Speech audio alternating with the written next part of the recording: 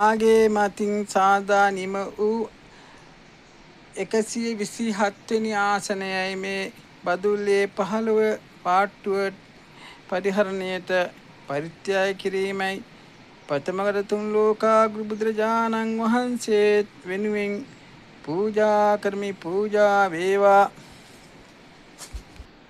දෙවනුව සර්වඥ ධාතුන් වහන්සේලා තැන්පත්ව වැඩවසන්නා වූ කරඬුන් වහන්සේට පූජා කරමි. පූජා වේවා.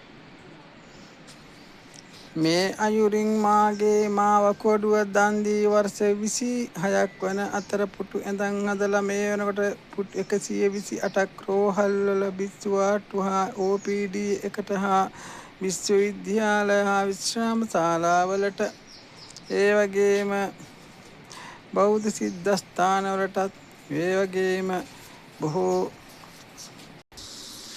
මේ වගේ බුද්ධ ප්‍රතිමා වහන්සේලා අටපොලක මා තැන්පත් කර තියෙන කරඬු තැන්පත් කර තියෙන සුනාමි නායයන් ගංවතුර හැම එකකට සහනාධාර ශක්ති ප්‍රමාණය උපකාර කරලා තියෙන දුම්හිද ඇල්ල බලන්න යන සෑම දෙනාගේ යහපත පිණිස ජල පහසුකම් කිලෝමීටර ගානක් දැන් ගෙනල්ලා තැන්පත් තියලා තියෙන. ඒ වගේම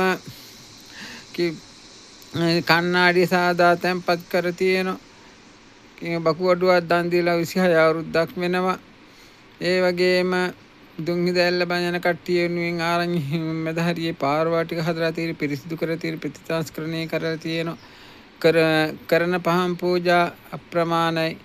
එහෙමනම් YouTube ගිහිල්ලා බැලුවොත් කරලා තියෙන පින්කම් බලා අන් අය කරන පින් දෙක සතුට වෙනවා නම් එතනම ප්‍රසාදය සද්ධාව ප්‍රඥාව වැඩිලා මහප්පල මහානිසංස වෙනවා. අනුන්ගේ පින් අනුමෝදන් වීම පරිනිම්මිත පරිනිම්මිත දිව්‍ය ලෝක ඉපදීමට හේතු වාසනා කුසලයක් වෙනවා. උතුම් නිවනට හේතු වාසනා වෙනවා. ඔබත් මේ පින් අනුමෝදන් වෙත්වා.